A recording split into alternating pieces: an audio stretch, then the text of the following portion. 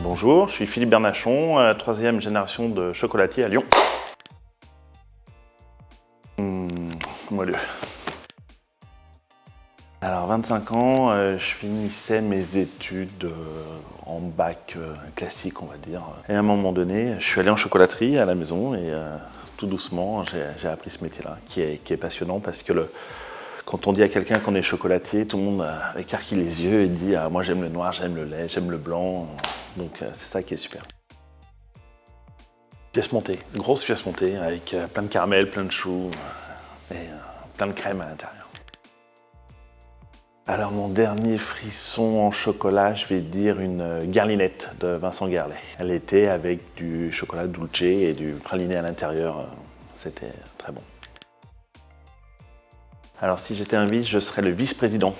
Parce qu'on a un gâteau chez nous qui s'appelle le président, avec une grosse coiffe en chocolat, et on fait le même en plus petit, et il s'appelle le vice-président. Donc voilà pourquoi. Un couteau que j'ai ramené du Japon, que j'ai acheté au marché aux poissons, ou quand je l'ai choisi, il me l'a aiguisé devant moi, et j'ai choisi le couteau, et il y a tout un cérémonial qui fait que c'est un bel objet. Praliné noisette, parce qu'il y a du caramel, il y a des noisettes, et j'adore ce goût de praliné. Le chocolat peut me mettre en transe, le chocolat peut me calmer, le chocolat peut m'exciter. Il a toutes les vertus du chocolat.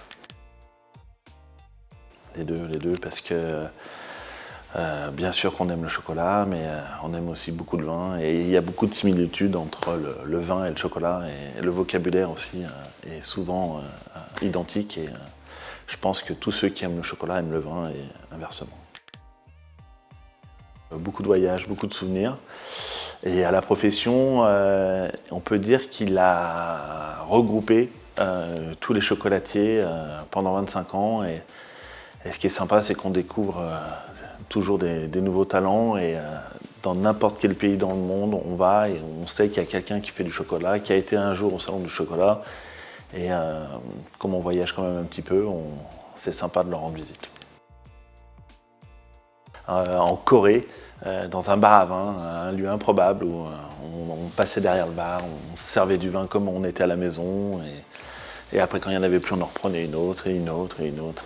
C'est une très belle soirée avec des chocolatiers que je ne citerai pas. Et ben pourquoi Sébastien Brouillet a autant de tatouages? Ça, j'ai jamais compris encore.